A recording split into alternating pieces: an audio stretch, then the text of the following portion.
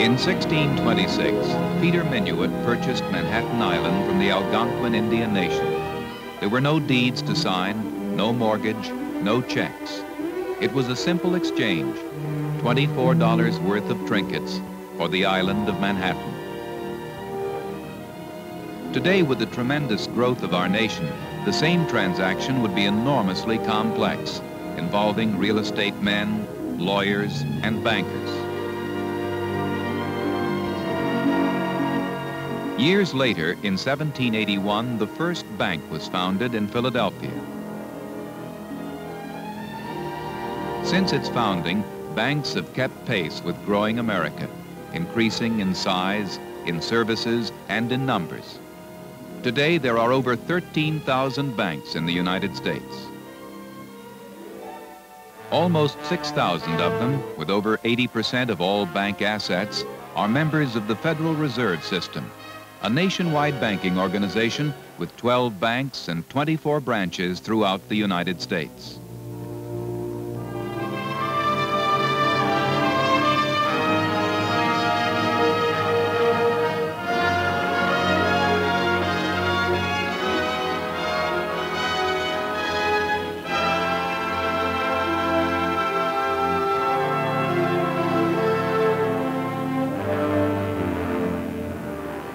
This is the Federal Reserve Bank of Cleveland, Ohio.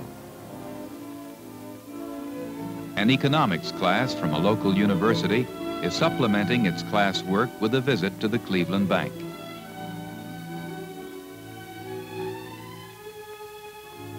The group will be addressed by one of the bank's staff economists. Good morning and welcome to the Federal Reserve Bank of Cleveland. The Federal Reserve System was created by an act of Congress in December 1913. Its original objectives were to provide for an elastic currency and to improve the supervision of banking. These objectives recognized that the existing money system did not work satisfactorily and that a central bank was needed for money to do its job. Over the years, the system has been entrusted with much broader responsibilities, either through usage or through amendments to the original act. The Federal Reserve System consists of a board of governors in Washington and 12 banks, each serving a different region of the country. Each Federal Reserve District is served by a reserve bank located in a key city. Each reserve bank is a corporation organized and operated for public service. Most reserve banks also have branches in other major cities within their district. The Board of Governors consists of 7 members, appointed by the President of the United States and confirmed by the Senate. They are appointed for terms of 14 years. The President designates one of the 7 as chairman of the board for a term of 4 years. The Board of Governors supervises the operations of the Federal Reserve System and has major responsibility for formulating national monetary policy. Not all commercial banks are members of the Federal Reserve System. National banks are required by law to be members. State-chartered banks may become members if they wish to, upon meeting certain requirements. Each reserve bank has 9 directors, chosen for 3-year terms. 6 directors are elected by member banks in the district. 3 of these are bankers. 3 come from industry, trade, or agricultural activities. And 3 directors are appointed by the Board of Governors in Washington. They may not be bankers.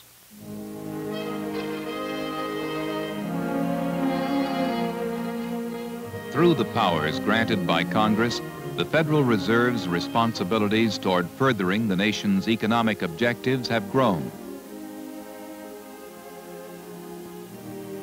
These objectives include economic growth, maximum employment, reasonably steady prices for the goods we buy, a rising standard of living, improvement in the position of the United States in world markets. To promote these objectives, the government employs a variety of economic tools. For example, by changing the tax structure, it can directly influence the spending of individuals and business concerns. The volume and nature of government spending also has a direct effect on the economy. The effect of Federal Reserve action on the economy is indirect. Its job is to be sure the economy has enough money and credit to operate effectively. The Federal Reserve can't tell people how or when to spend their money. It can only add to or subtract from the total amount of money. The Federal Reserve acts on the cost and availability of credit, that is, the rate of interest charged and the willingness of lenders to extend credit. The Federal Reserve also administers the truth in lending law. Thus, what the Federal Reserve does is important to this family and others who buy homes with borrowed money. Federal Reserve people are constantly observing and analyzing economic trends and financial conditions. They must translate these facts and analyses into decisions on the proper course of monetary policy. To this end, the Federal Reserve is continuously collecting and studying facts and figures from all over the world. Also, vital information is provided by the 12 Federal Reserve banks and their branches.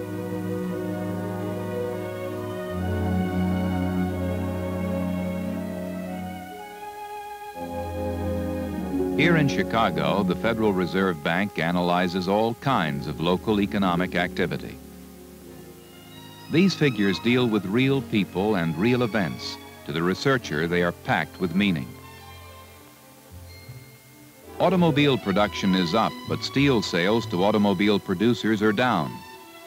What are the implications concerning inventories of finished goods and materials? Retail food sales are larger than a year ago, but a smaller share of consumers' income. What does this indicate about future consumer spending? How does it affect business? The industrial use of electric power is accelerating in Chicago. Does this reflect a rise in industrial output?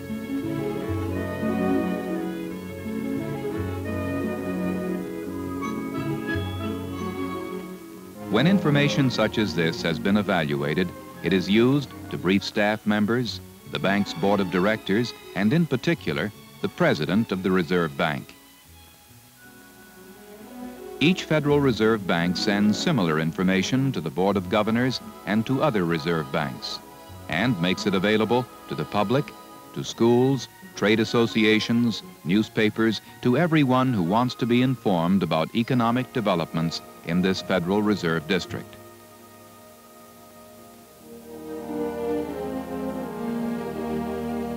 In another district, the staff economists of the Federal Reserve Bank of Atlanta review the studies of business and financial conditions in their district. They submit their findings to the president of the Atlanta Bank, who reviews their reports with them in preparation for meetings of the Federal Open Market Committee in Washington, D.C.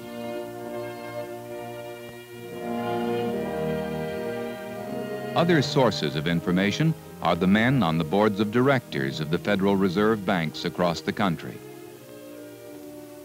Outstanding men from various and diversified fields of business.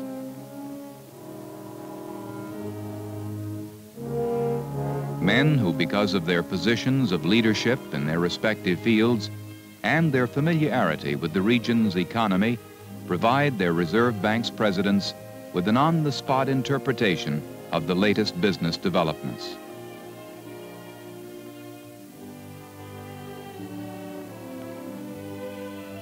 Developments which may not have been reflected in the current statistics.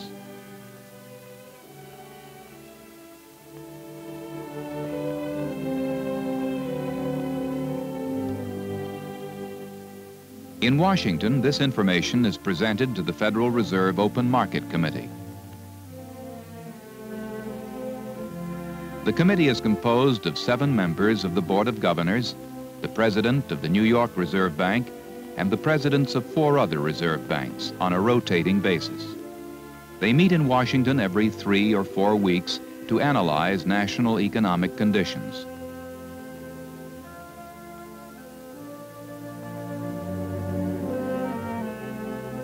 They give this and similar reports of other reserve banks careful consideration when they decide on policy, particularly the buying and selling of government securities and of foreign currencies.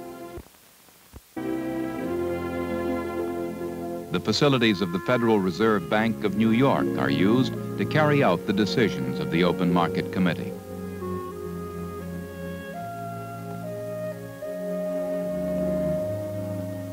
Here, the United States government securities are bought and sold through specialized dealers.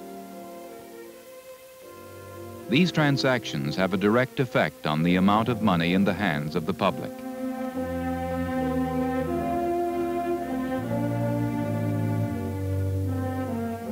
When the system buys securities, it pays for them with a check drawn on the New York Reserve Bank.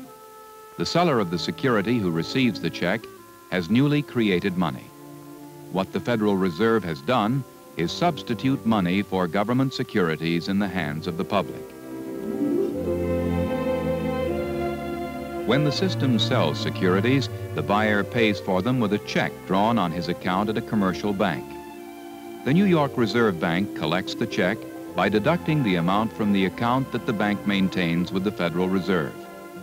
What the system does is to remove from circulation the money received, while the purchaser substitutes securities for money in his holdings.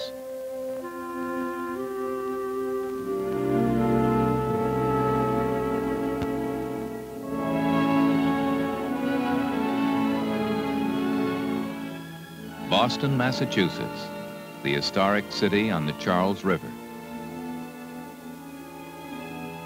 The home of the Federal Reserve Bank of Boston.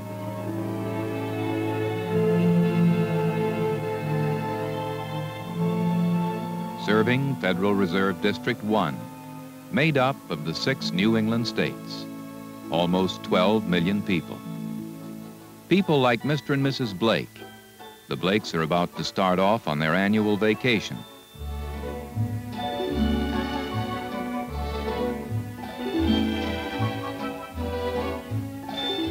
They have everything they need for 2 weeks of fun and travel. Everything, that is, except cash.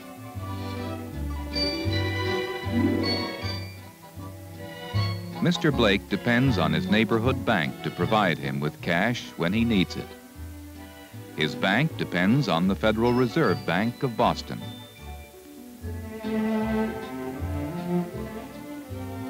When the bank's supply of cash gets low, it buys more from the Reserve Bank.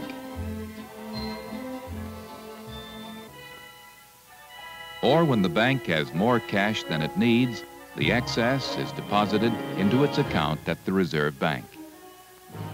Both bills and coins that come back to reserve banks are carefully inspected.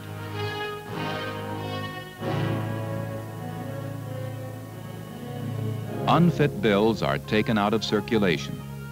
They are carefully counted and wrapped in packs of 100. Then each pack is canceled.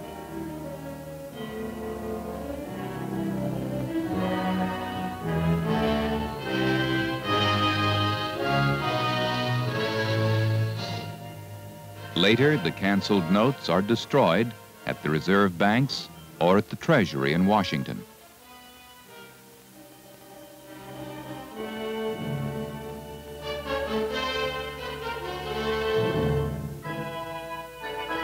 A dollar bill has an average life of about 18 months.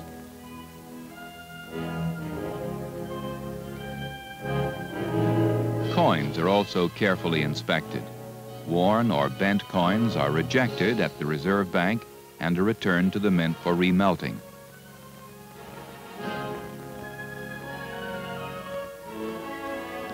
The average amount of cash in circulation is over $50 billion. The amount changes with the time of year and the level of business activity. Generally, it rises over most holidays and in the second half of the year. It reaches a peak at Christmas, when it's usually $2 billion larger than in January. Reserve banks always keep large stocks of currency on hand, ample for any need.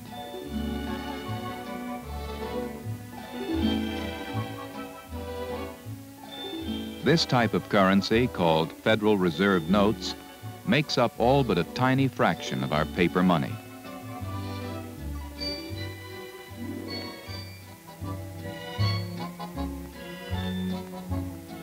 New currency is supplied to meet the demands of people like the vacationing Blakes. Soon their money will be hard at work in the cash registers, pocketbooks, and payrolls of America.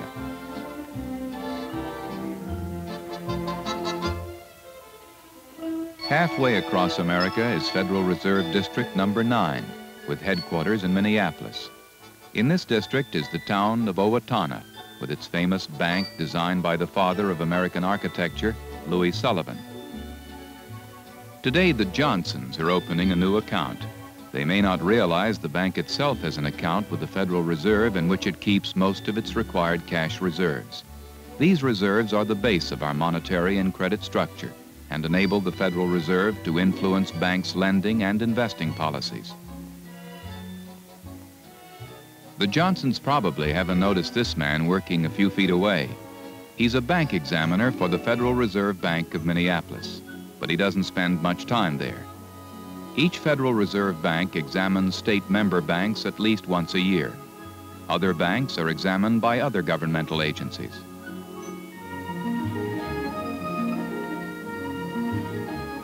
The bank examiner is primarily a fact finder and appraiser. He wants to know the financial condition of the bank and that it's complying with necessary laws and regulations. Sound banking practices not only benefit the banks themselves, but also help to safeguard the funds entrusted to them by their depositors like the Johnsons.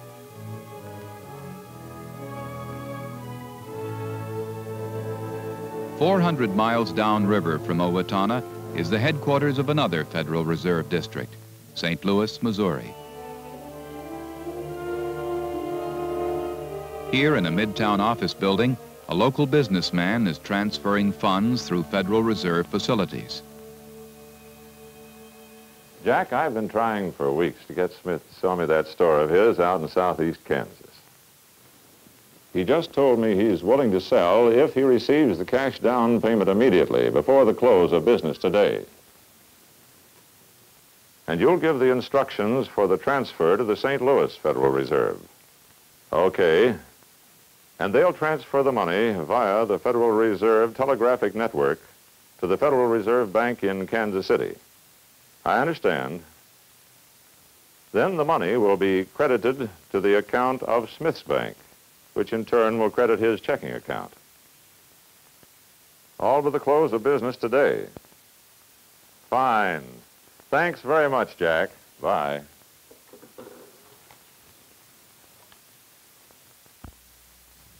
The nerve center of this nationwide electronic network is located in Culpepper, Virginia.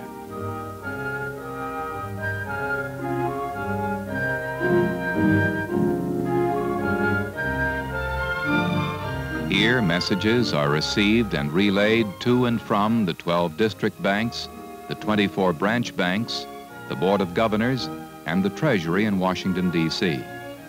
Through this vast electronic network, each element of the system can communicate quickly, efficiently, and confidentially. Although large sums are transferred daily this way, a more common method is sending a check.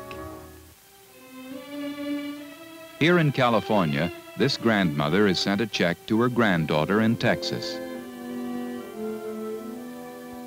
Her granddaughter, Patricia Collins, is celebrating her 12th birthday with a party. Soon, she will make use of the Federal Reserve System's check clearing facilities, because one of her presents is that check from her grandmother. Now, when Patricia cashes the check, her bank will start it immediately on its way back to California. First, it will be sent to the Federal Reserve Bank of Dallas. The check will be sorted and added to other checks drawn on banks in the 12th Federal Reserve District with headquarters in San Francisco.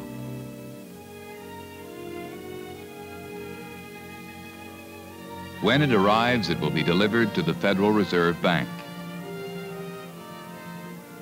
By reading the special language at the bottom of the check, this electronic machine will sort, record, and add it to other checks drawn on grandmother's bank.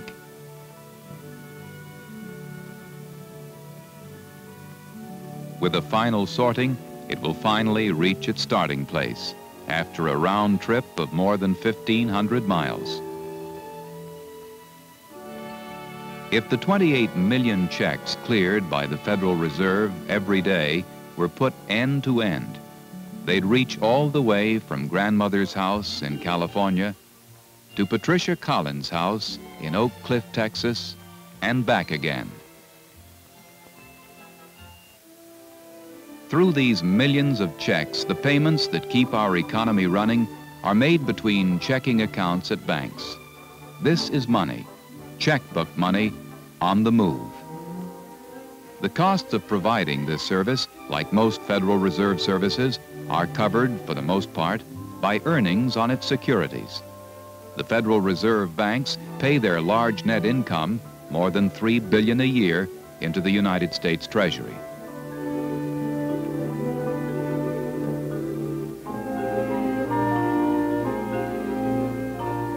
3,000 miles east of San Francisco in Allentown, Pennsylvania, this young man is about to make an important investment.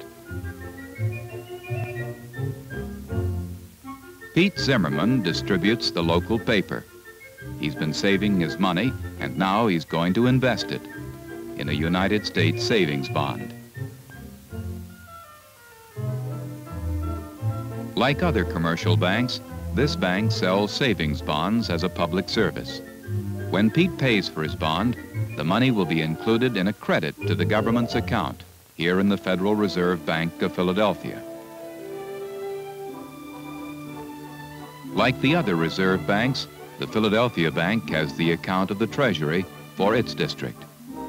It also performs many other banking services for the United States government. One of them is issuing savings bonds. Along with the record of bond sales, the duplicate cards are sent to the Treasury Department. This protects the owner's property rights if the bond is lost or accidentally destroyed. The Federal Reserve also redeems savings bonds. When a bond is redeemed, the amount will be deducted from the government's account. The Federal Reserve banks hold in safekeeping large amounts of government securities for foreign countries and for member banks. Securities in denominations as large as $1 million. Ownership records of most of these securities, however, are kept in computers, which are instructed to pay interest and principal when due. Every year, reserve banks issue, exchange, and redeem more than $1 trillion worth of government securities.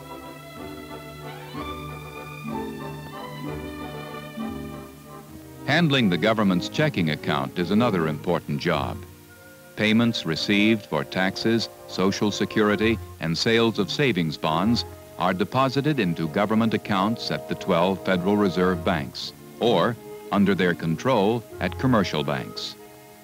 The government then writes checks against those accounts to pay operating expenses. Reserve banks handle more than 2 million government checks every day, more than $200 billion worth every year. Whether the sum involved is Pete Zimmerman's $18.75 or $1 million, the Federal Reserve handles the transaction with equal care and dispatch. In the future, about 6 years from now, when Pete Zimmerman's bond matures, it will have a face value of $25. At one time, more than enough to pay for the entire island of Manhattan. But times have changed. Our nation is growing. Symbols of growth are everywhere.